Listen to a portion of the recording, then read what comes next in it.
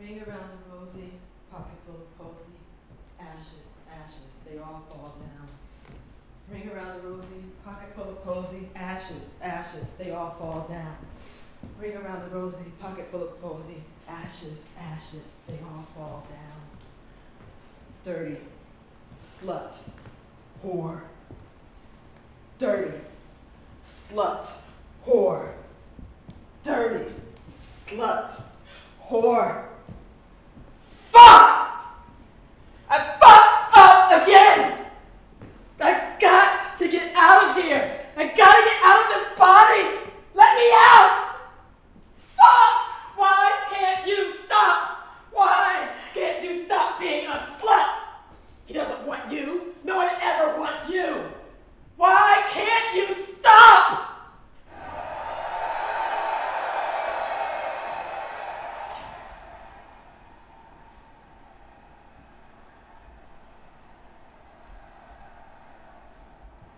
I can't remember a time I didn't love football. I used to play every chance I could get. I've been a New York Giants fan since I was 3. Now, I used to play with a group of boys from around the way, and every time I collided with one of them, I'd get this big surge of energy, and then a sort of lightness, like floating through space. It was the perfect cocktail of adrenaline, endorphins, pain, and pleasure. I used to hit them as hard as I could. Yeah. And I liked it. And I liked being hit. It was usually pretty fast, only about a second or two, like a quick collision. And sometimes I could see it coming and brace myself. And other times I'd find myself on the ground before I even knew it happened. But I'd always been strong enough to take on whoever and whatever came my way. And my bruises, they were badges I wore with pride. Now my father, he didn't mind that I liked watching football, but playing, that was a whole other sort of beast. Girls weren't meant to play football. You ain't got the right kind of body for that. Just like that time when you tried to take a piss, standing up. Your body wasn't meant for that. It's too dangerous. And I don't like you being out there with all them boys. Cause see, if something happens to you, then I might have to go out there and shoot one of them. Now, I don't want to see you out there again. Why can't you get yourself into dolls or something? Now that's not fair. How come boys always get to do all the good stuff? Dolls are boring. They don't even do anything. But to me, playing football was the least dangerous thing in the world. It's where I felt most alive and free. But maybe I was different from other girls, since none of them ever played with us. And that's the way I liked it. Because boys, they had a different kind of feeling from girls that I liked being close to. But sometimes, if they didn't know me, they might try to crack jokes or think that they had to be gentle with me. But once they saw how good I was and how much I enjoyed knocking the shit out of them, yeah, then they start playing right. Because boys, they don't like to be embarrassed in front of their friends. And getting tackled by a girl, that was definitely a high-ranking offense, and I rarely missed. But if you lose focus, mistakes can happen. When I was 9 years old, I played in my first Hood Super Bowl. It was a battle of the 2 top blocks, and even though I was still the youngest on my team, I was the star running back. Now, we were down, but we still had a chance to win. We were 5 yards from the end zone. A quick huddle, and our captain called it. I was going to run. So we get into a pro set formation. Our other back tie, he's bigger than me, but he's not as fast. We have a receiver on the left. He's running the side slot, crossing in the end zone, just in case. So Joe snaps the ball, and our QB tosses it back to me. And I feel the ball on my fingertips, and I gotta protect it. I gotta pull it in. And I see Dre, he's rushing towards me from the right, just as I see a quick hole to the left. But in that moment, I space out. And I can't remember what I'm supposed to be doing. And I'm thinking of something else. I don't know where I am. Wait, I'm back. But it was too late. I was already on the ground, and Dre was running in the other direction with the ball. I had to get it back. The game was over, but that didn't matter now. It was personal. I didn't want to just stop him. I wanted to hurt him. I wanted to rip him apart. I wanted to humiliate him. I keep running behind him as fast as I can, and by the time I reached him, I hit him so hard that he flew right into a stoop and chipped his front tooth. And while the other kids tried to help him up, I just stood there and watched. We didn't win the game that day, but something about watching him bleed left me satisfied.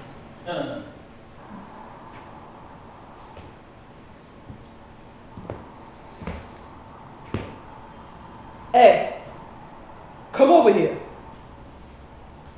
What do you want? I could not stand Maurice. Maurice was my grandmother's overgrown foster kid, my mother's mother. For as long as I can remember, she always had some foster kid in and out of her house. Now, some people used to think she was some kind of do-gooder, but I knew differently. I knew the only reason she took in those kids was for the extra money from the state and the free child labor. And Maurice, he was a 17-year-old black man-child who had been in and out of the system most of his life. So, the kind of kid that most people would want. He was 6'3" and 230 pounds and dirty, smelly, but he was big and strong, perfect kind of human workhorse. So my grandma Letty, she lived in this old shack about 80 miles south of the city where we lived. It was like the country. I hated going down there. And you go into her house and everything smelled like mashed up mildew and imminent death. And there were enough roaches to populate an entire city. So I mostly just hung out outside when I was there.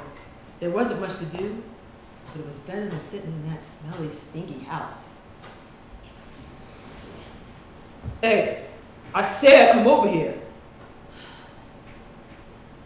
I knew he wouldn't leave me alone, so I ran over to where he was. What do you want? Yeah, look. It looked good, don't it? I look down, and I see his erect penis pointing up at me while he strokes it. I don't know why he's doing this, but I could feel that something is wrong. Ew, that's nasty, I'm telling. And I try to run away, but he grabs my arm and he pulls me back. He tightens his grip and pulls me closer, and I can feel his breath on my face, and I feel suffocated by the stale smell of milk. Yeah, I want you to kiss it for me. I try to pull away, but he's too strong. My arm is throbbing. I try to say something, but I can't speak. What happened to my voice? All I can manage to do is shake my head. No. What? You think you're too good? You better go ahead and do it before I make you. I try to pull away, but he pushes me to the ground, and I can feel the skin on my knees tearing. I'm bleeding, and I try to get up, and he grabs me by my throat. I'm choking. He lightens his grip and quickly shoves his penis in my mouth. I feel the lips, my small lips tearing. I close my eyes and wait for him to finish. Then he pulls out just as he came. See? Yeah. It tastes good, right? Just like candy.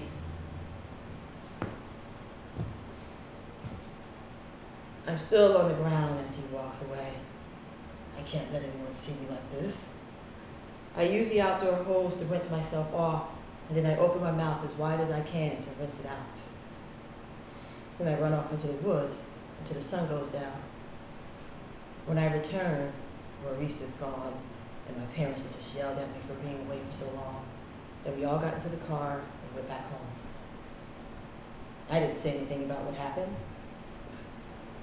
I mean, I was too ashamed. And it already happened anyway, so what was the point? What was done was done.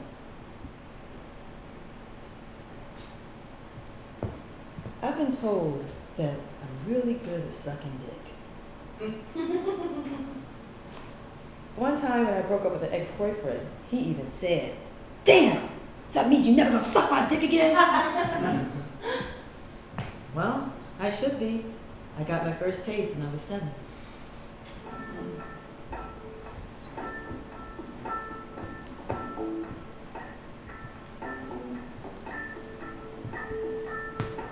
I can't remember a time I wasn't surrounded by sex.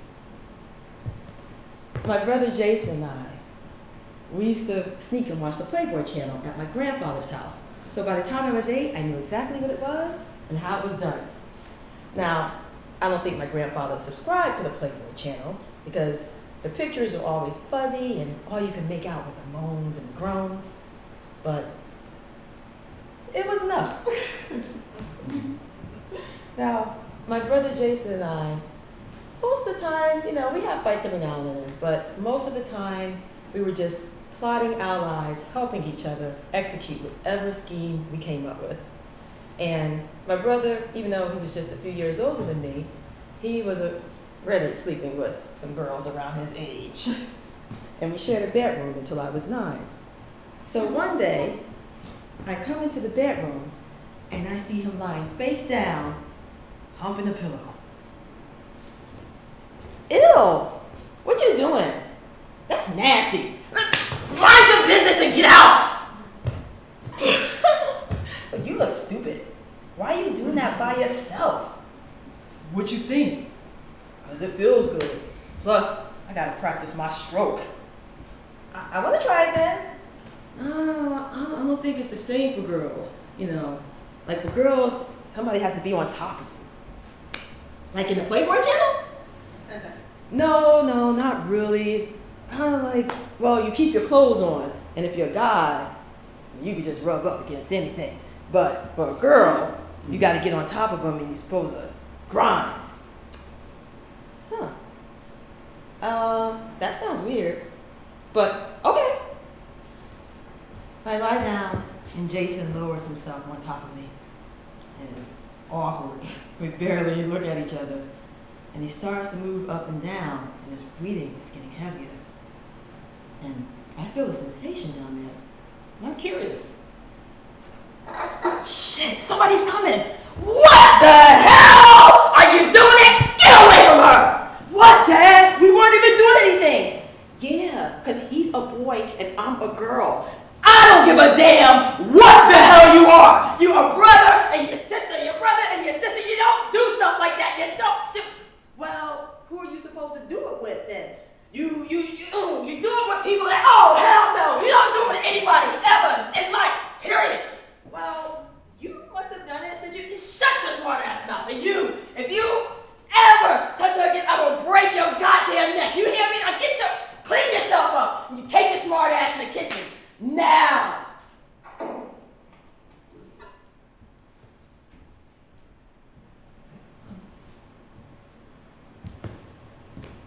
So I avoided going to Grandma Letty's as much as possible, and mostly succeeded. Sometimes I pretend to be sick, or I make up something, an event at the library, or some kind of pending school project to work on. And most of the time it worked. But there were still times I couldn't get out of it, like on holidays or her birthday. Now Maurice, he left me alone for a long while, but a few months after I turned 9, he came around again, and he wanted more. It was a sunny September day, and I was standing outside, rinsing off the blueberries I just picked, when he crept up on me. It was too late to try to run, and I figured, what's the point in trying to fight him? I just thought if I just let him do whatever he was gonna do, then the faster it would be over. So this time, I just did whatever he asked. And when he unbuttoned my shorts and pulled them down, I let him. And when he touched me down there, I closed my eyes and I let him. And when he told me to lie down on the ground and spread my legs, I let him.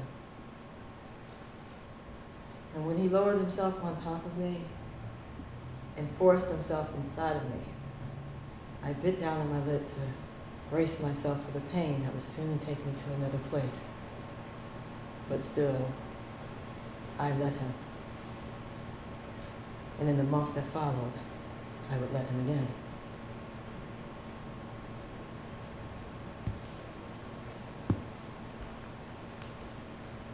It felt wrong but I was confused.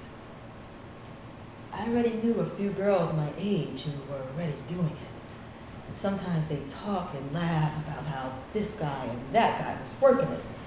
And I wondered, am I being worked right? Did they feel sneaky? Because I did. But it's all the same, right? Some guy is touching you, and he might be inside of you. But I never touched back. I never did anything. I would just lay there. And that used to piss him off. Fuck. Yeah. You lucky I'm even fucking with you anyway. Well, you better enjoy it. Anytime anybody ever gonna want you, you ugly, with your nappy ass hair. You lucky I'm even fucking with you. Yeah. I can tell you want it. But I didn't. My body was betraying me and I couldn't make it stop. Sometimes when you touch me down there, I get wet. I could never tell anyone about this. What kind of girl says she doesn't want it and then gets wet like that? That just sounds stupid. Yeah, I knew you wanted it. I can tell.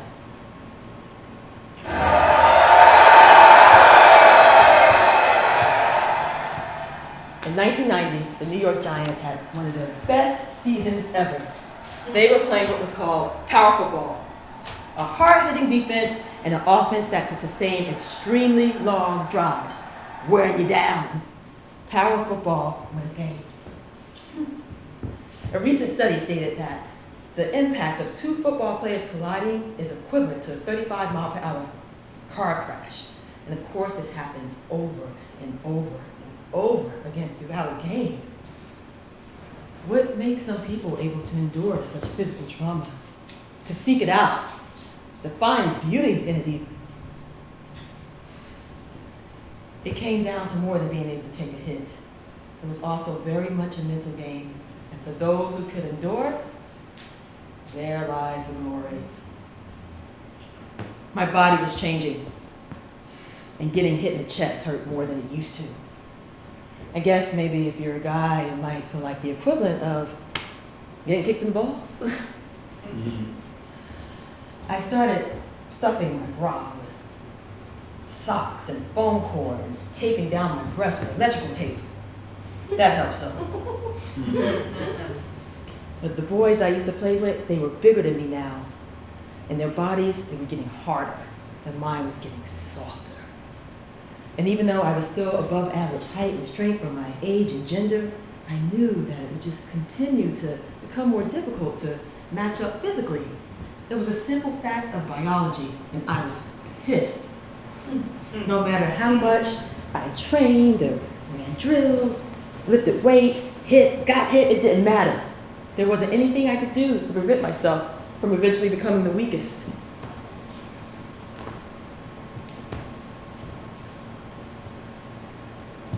The summer leading into my 13th birthday was a scorcher. I finally had some decent tits and a full-size ass. Woo! And I was ready to flaunt them. And New York summers are perfect for that sort of thing, with so much sweat just dripping from every gallon, every pore in your body. It's just too damn hot to wear anything but the bare minimum.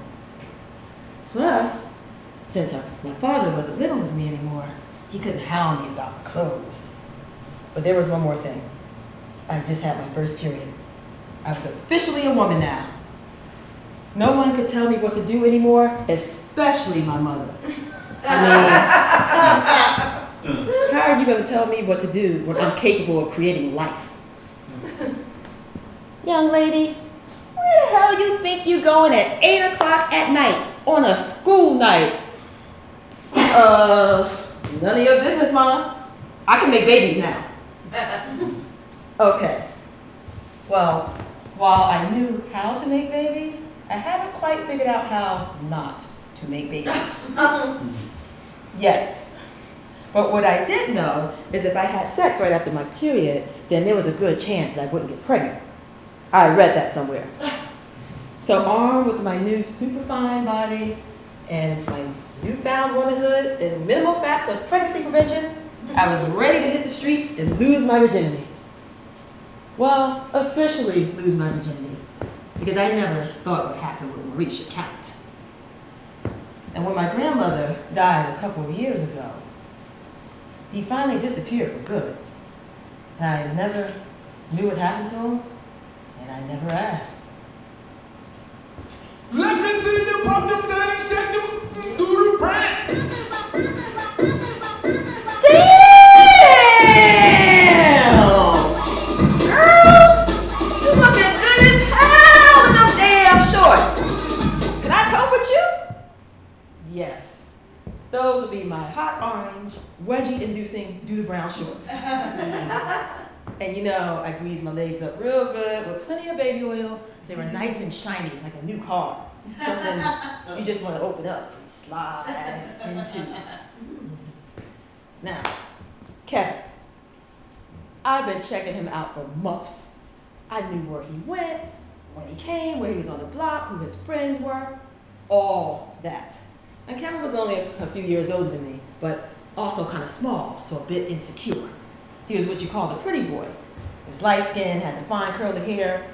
Wasn't really my thing, but a lot of girls liked him, which for me meant that if a lot of girls liked him, then he must have done it with some of them. And if I was going to do it with somebody, I wanted to do it with somebody that knew what the hell they were doing.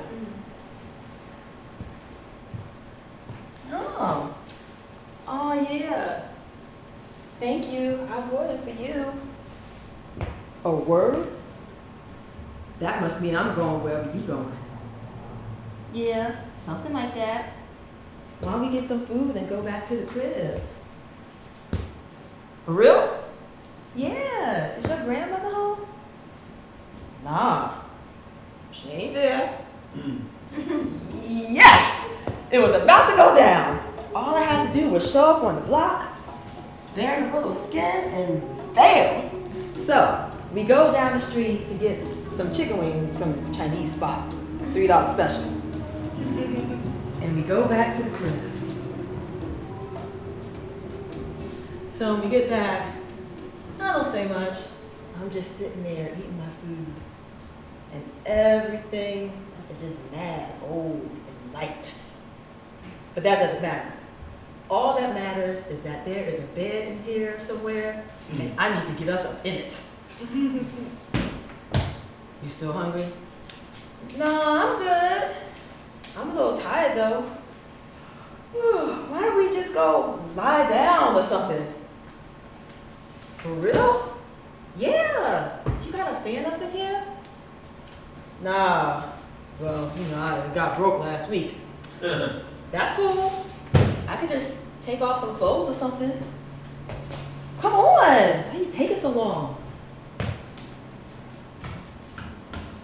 So we go into the bedroom. Kevin sits beside me, and he stares at the new red lace and satin bra that I stole from Woolworths. So I see his eyes filling with desire, and I look down, and he is already rock freaking hard. And in that moment, I feel powerful. I know I can get him to do or say whatever I want. And I like that feeling. I like being in charge. Turns out, sex with Kevin was nothing spectacular.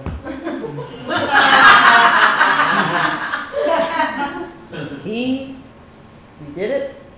He came, I didn't. He wanted to cuddle, and I wanted to go home. But after that day, he just started following me around all the time, which just turned me off even more. Kevin, gosh, why'd you leave me alone? I don't even like you like that.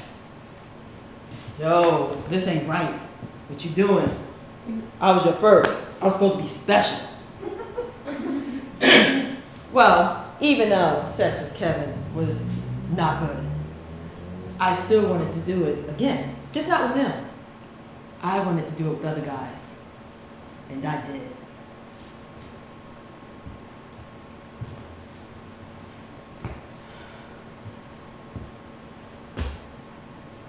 Ma, I'm pregnant.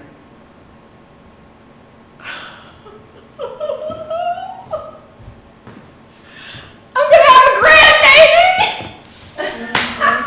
Ew! You happy about this?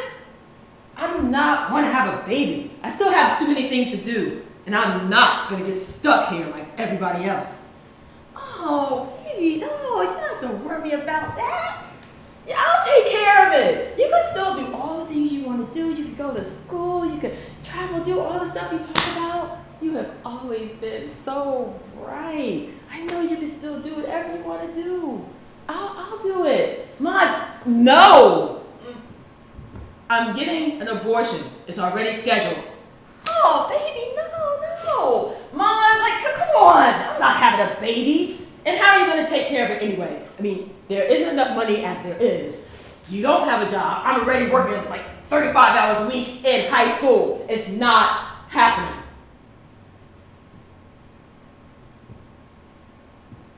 Now, my mother was sad, but she finally accepted that I wasn't going to change my mind. So she promised not to tell anyone and insisted on coming with me. So that Friday, we took a taxi to the clinic. And of course, the usual crazies were outside.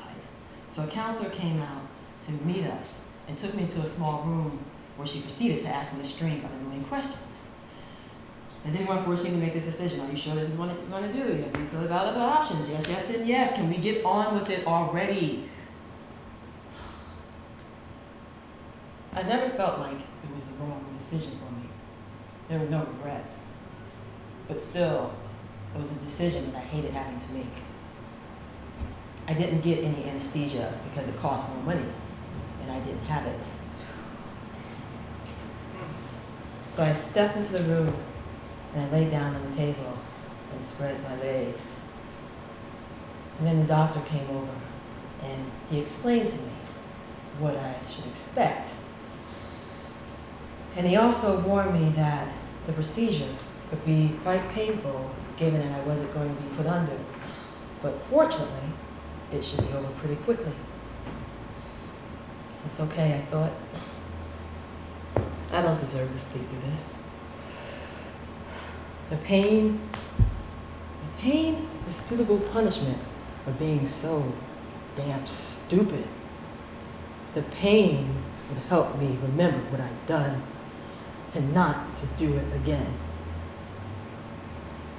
So the nurse, she came over and she took my hand, and I closed my eyes, waiting for it to begin.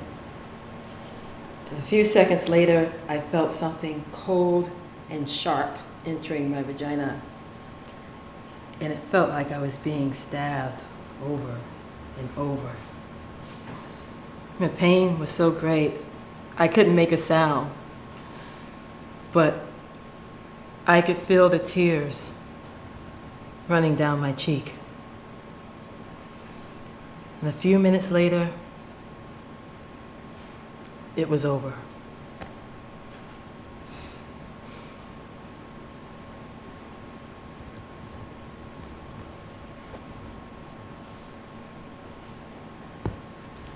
So a couple of weeks later, I'm standing at the fence that separates the apartment building from the parking lot where my father would always pull up to talk to us because he never really came in. We'd always, at this point, just kind of talk over the fence, and then he would leave. So the night that he left for good, we'd had an argument, and I locked myself in the bathroom. And as he came outside and beat my dangly legs as I tried to jump out of the bathroom window, he just stopped and said, "I can't take it anymore." And I said, "Well, I can't take you either. We can't." Could hardly stand either one of them. So I'm standing next to my mother at the fence this night, and suddenly she just blurts out, John!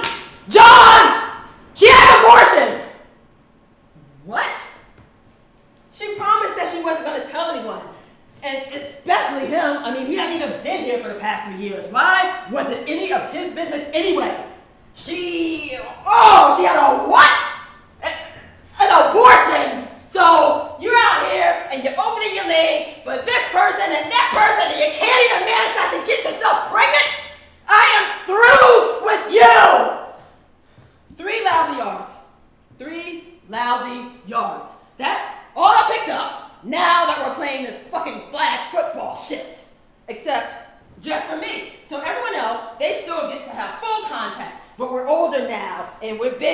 and I'm a girl, and they don't want me to get hurt. So everybody else is doing the same thing, and I get handed this flimsy little belt with these little bitch-ass flags hanging off the side, and you're supposed to just grab one. Okay, so let me get this straight. I can be 2 feet away from you, and all you gotta do is just reach out, and that's supposed to be a down? Oh, what the fuck is that? What is football without contact? You might as well just be playing a game of fucking freeze tag or something. Defense! So we're on the line, and their QB Melvin has the ball, and we're running a blitz, and I see a hole, and I slam into him. Fuck that. And I hit him, and he tries to tuck the ball, but I swipe it away, and I jump on top of it, and it's a turnover. Yo, Sarah, yo, I told you, we're not playing like that anymore. You can't be out here getting hurt. Yeah, whatever. Offense! So I'm back on the line, and I'm running the ball. I have the ball, and I'm running, and nobody wants to fucking hit me. So I just keep running and running and running. I'm not stopping for no damn flag. I've known these guys since I was a little girl. They'd always been my brothers. They loved me and looked out for me, and this was my place. These were my people, and I needed them. And I just keep running and running. Yo! I told you, you need to stop. I'm not gonna fucking stop. I just keep going. If they don't want to tackle me, I'm not even running for the end zone anymore. If they don't want to tackle me, I'm just gonna keep running and running till somebody hits me. Come on! So what? What? You just gonna fucking stand there? Nobody's gonna fucking touch me anymore? Like I'm just like some little bitch or something? Come on! Who's gonna do it? Come on! I need this! Come on!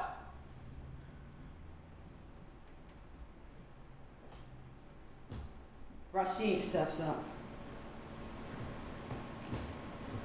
Run. Run the fucking ball.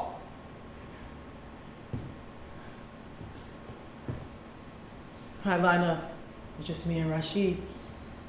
No line, no blockers. About 10 yards between us. I'm still fast, but he's faster now.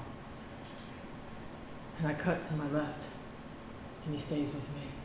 And I cut to my right, and he's still there. And I know it's just a matter of time. And then smash. And everything goes cloudy and gray. I'm on my back, and I just want to stay a minute and breathe and feel. Oh shit, yo, you all right? Get up, you. I slowly open my eyes and grin. Oh man, come on now. You be doing no shit like that. Yo, thank you.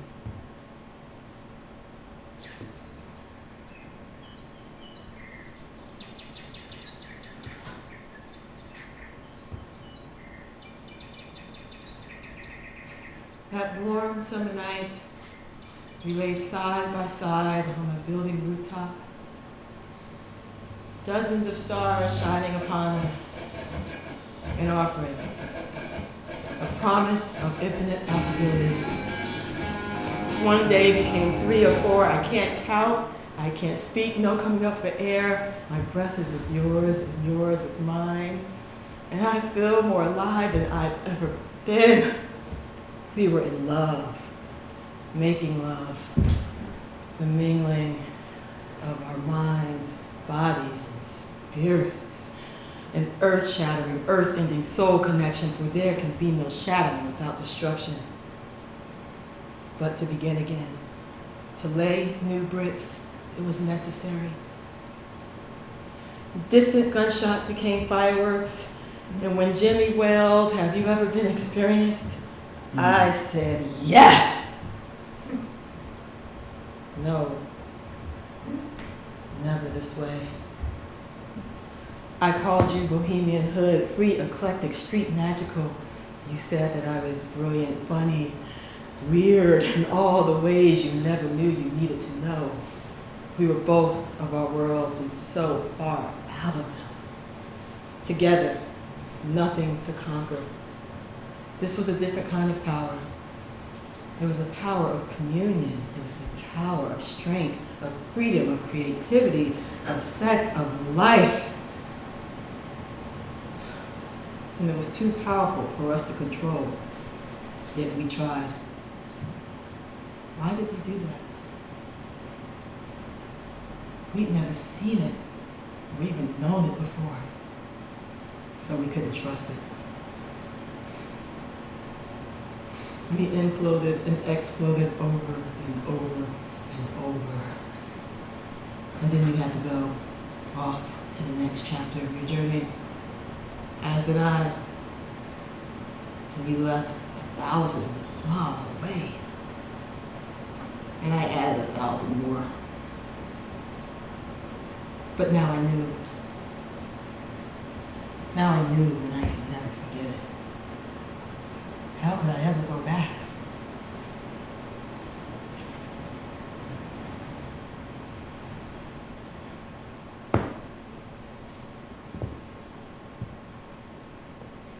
It had been about a year since my father and I talked.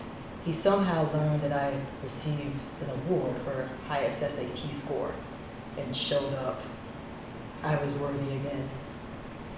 Around this time, I also started meeting people that felt more like me, and I also worked at a community center in Queensbridge Projects. There was a 10-year-old girl there, Sabrina, who just come on her period, came to ask me about birth control. She beamed with pride when she told me she was having sex with her boyfriend, and smiled and giggled when she said that her first time had been with her older cousin and his two friends when they made her have sex with him. It had been a long time since I thought about what Maurice did to me. It's not that I tried not to think about it, I just did it. But as she continued to giggle, I could feel this ball of anger and sadness growing inside of me. It was funny, I was able to feel those things with her, though I never really felt them for myself. Sabrina, you know what they did wasn't okay, right? That wasn't your first time. They raped you. God, why you gotta make such a big deal about it? Because it is the big deal. It's okay, you don't need to be embarrassed. Look at me. You didn't do anything wrong. This isn't your burden. This isn't your shame.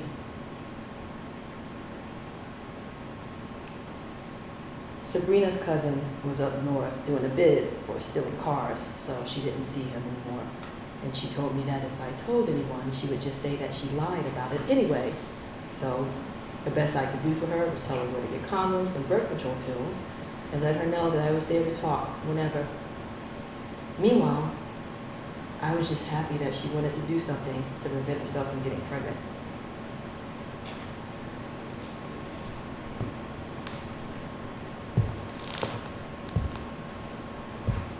I was in one of my off-again periods when I met Jake. I hadn't had sex for about 6 months, and I just knew that I was in trouble. See, that's what happens when you go through these super long periods without sex. It can lead to a manic kind of horniness. So as soon as somebody interesting and fuckable comes along, they're bound to explode. And Jake smelled like sex. It just oozed from his pores. And he was smart and confident, and we talked for hours about all kinds of things, like history and science and philosophy and art, and I was excited, but I had to be strong. You can't fuck this guy and mess it up. But a few weeks later it happened, and it was hot! I just thought there is no way that I could like someone this much and be attracted to him and be having some of the best sex I ever had. Woo! But a few hours later, I could feel that he was kind of pulling away. Or was he? So, yeah, I have early meeting in the morning, so I'm gonna have to go soon. Okay, don't freak out. You don't know. Just smile and act like everything is fine. Don't be creepy. Okay. So I'll call you tomorrow and we can make some plans? Fuck. I knew it. He was just biding his time until he could escape because, a few hours ago I was unique and interesting and now I'm just a slut again. Okay.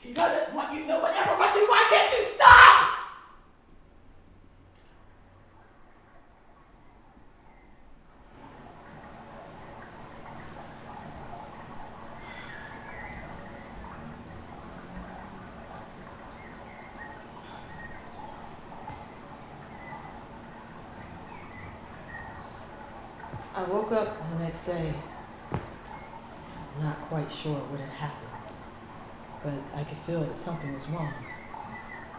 My behavior didn't make any sense to me. But then I thought, if I could see that something was wrong, then maybe it could be fixed. Maybe it was the thing that was wrong and not all of me. Because surely evidence had showed me that I was so much more. I thought back on all the times that I felt ashamed simply for fully enjoying and expressing my sexuality and the giving and receiving of pleasure. I don't want to feel this anymore. I close my eyes and I think of my 7-year-old self and all that she's been carrying. And this is not her burden. This is not my shame. I am not dirty. My wholeness cannot be defined by the stains that I didn't make, by the scars that I didn't leave. And I am not a slut. My wholeness cannot be quantified by a number of someone else's choosing in an attempt to intimidate me, to control me, to shame me, or to extinguish my fire. And I am not a whore. My wholeness cannot be determined by the way in which I choose to give and receive pleasure and share my body. My sexual energy is my spiritual and creative life force. And my juicy sexual appetite is an appetite for life, an explosion of my inner being, the illumination, the awakening, the enlightenment. I was wrong. I don't want to stop. I want to stay right here in my body because I want me.